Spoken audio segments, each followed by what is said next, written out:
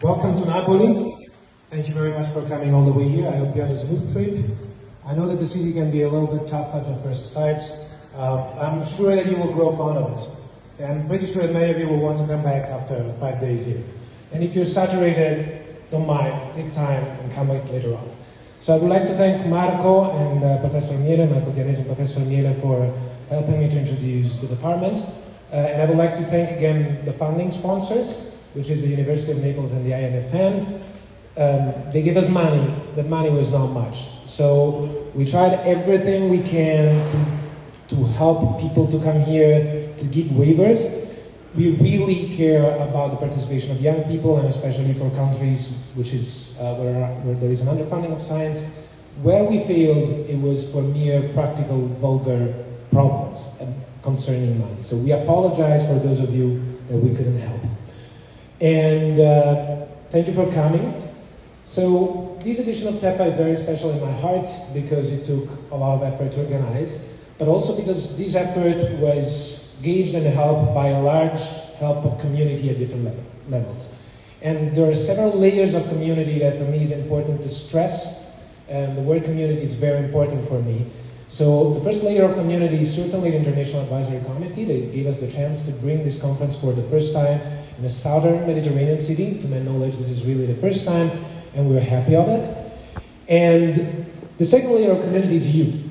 Without you, it would have not been possible to have such a big TeVPA year. And again, let me take this chance to apologize to those of you who came here, very few of you, without having a talk.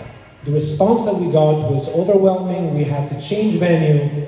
So there are a few people that had to come here without a talk, and for that we're grateful. Thank you for coming. There is another layer of community without which it would have not been possible to make this conference, and I think this needs to be properly acknowledged. These are the conveners.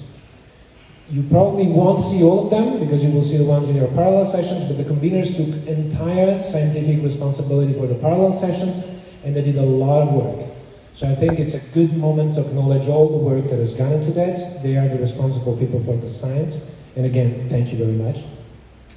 And there is another layer of community, which are the students. You've seen some of them with these t-shirts that incidentally you can buy starting tomorrow if you like. They will guide you to the parallel sessions that, as Marco showed you, they will show you around this venue, which can become a little complicated at some moment. But the important thing is that these students are our students. They are students of physics, and they accepted to be here because they were interested in the science. So this was a way to force them out of their comfort zone. This was a way to push them to talk to you. So if you see students, they're not only hosts. Please talk science to them. They're part of this community. Talk to them, make science with them, somehow entwine them in this. Okay, they are part of this conference as much as all of us. And then there is the last layer that Professor Miele was hinting to. The department is big. We have a lot of science that belongs to the TeVPA branches. We have everything that has been mentioned and more. We have gravitational waves, we have dark matter, we have particle physics, we have neutrino physics. Rino didn't mention it, probably it's a mistake to mention it, but this was the last place Majorana was to before suddenly disappeared. So there is some history, although it's a dark history related to this city. But the thing is that we have a lot of the science and we have a lot of resources.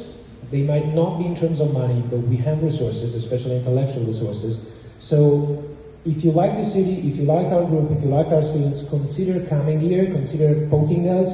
We have PhDs, we have postdocs applications. Please do come here. We are on the map, okay? So this is the last layer. The last layer is the local community. The local community is the department, it is us, it is Naples, but not only. As you might have noticed, all the names on the local organizing committee is not only Naples. All these names belong to institutions which are in the southern part of the country. Now, for those who are not familiar with this country, it's more difficult to do things here than it is north of the Alps. If you go south of the Alps, things immediately scale in complexity when you have to organize them. But there is also a blurred line south of Rome, south of which is even more difficult to do things. So I'm not saying it's impossible, it's just more difficult. So in order to get the same result, you need to invest more energy. The first principle of thermodynamics applies to all systems. And so in order to get the same result, you have to work manifolds. Of course, the satisfaction is manifold multiplied. So whenever we do something good, either in terms of science or in terms of conference organization, we're more proud, we're more satisfied. So please accept this conference as a gift from us and our pride of being doing science and the conference here. Okay? So since we are at the city, I'll be brief, no more than 25 minutes more or less. Let me introduce you a little bit to the city. And this city was built in Greek times, approximately the same time of Rome. The name means new town, Neapolis in Greek. It was a colony of a colony. It was built more or less the same time of Rome, separate republics, separate communities. But since then, the city has had Greek, Roman, then we got Germans of different types, Normans, the Schwabs, then we got the French, then we got the Spaniards, then we got a different type of Spaniards, then we got Napoleon, of course, then we got our own Spaniards that became independent kingdom, then the people from Piedmont came, and since then we call it Italy, for reasons that I cannot really grasp, but that's the name we give it. So this long history of the city is something that you will see intertwined at any levels. The city is very dense. That's part of its diversity. Some people like to call it chaos. We like the word diversity. And don't forget, it was forbidden to build outside of the Greek walls up to some time in the 15th or 16th century. So the city grew inward. And this place is an island of peace. There was endowed only to the Catholic Church at some point. So we're using those resources without having anything to do with them. And so I tried to grab some elements of the history of the city that might be useful and resonate with us. And of course, I didn't have to look far away. I just had to look at the name of my university, Frederick II. Frederick was the grandson of Frederick Barbarossa, Redbeard. That's, I think it's known as Barbarossa in many languages. And he was here around the 13th century. He founded this university in 1224. And that was not long ago, the first one, not long after the first one, which was Bologna. Okay? Frederick was a very interesting fellow. He spoke 6 languages: Latin, Sicilian, German, French, Greek, and Arabic. He was very much intertwined with the geopolitics of the time. He went to the Crusades, something we don't endorse, but he did. He won one without bloodshed, apparently for his diplomatic skills. Nonetheless, he managed to anger the Pope. He was excommunicated twice, something that in modern times has been equally and surpassed only by Madonna, that has been excommunicated 3 times. He founded poetry, arts, and science. In fact, it's very little known, but he actually endowed a grant to find how high is the sky, which today sounds like the name of a pop song, and in fact, if Madonna or anyone else writes it, I want credit for it, but at the time was a duly acknowledgeable astronomical question. And so one thing that was important is that Frederick founded the university for reasons that are not what we think today. He founded it to create a middle class that would serve him as an emperor, but nonetheless, he founded poetry, arts, and science. And he was living very turbulent times, and at the same time, he acknowledged the need for doing something that did not seem to be related to something practical.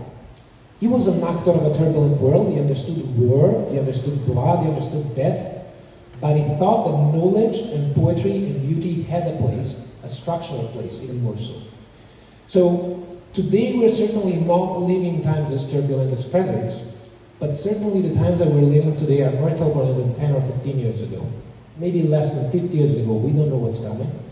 I fear that the times ahead are going to be more turbulent than they are today. They're going to be more difficult times. And so I'm extremely pleased to see many young faces, and I would like to remind you something. Today here we're doing science, we're doing what Frederick thought was important. We're poking the universe with curiosity. We're poking the universe with sticks, with telescopes. If turbulent times comes, if the wind will blow, it's going to be up to younger people to keep the flame alive. Don't forget it. This is what we're doing here today. We're keeping the flame of knowledge alive. We're doing it together, because this science cannot be done alone. We're doing it as a community. So I kindly ask you to take a moment to breathe, to look around, so many faces from all parts of the world, all the colleagues that are coming here to do the science that we're doing well together. So thank you very much for coming. We have great science to do this week. Thank you. Let's take a breath. Let's get to work. Let's have fun, let's get TeVPA started. Thank you very much for coming.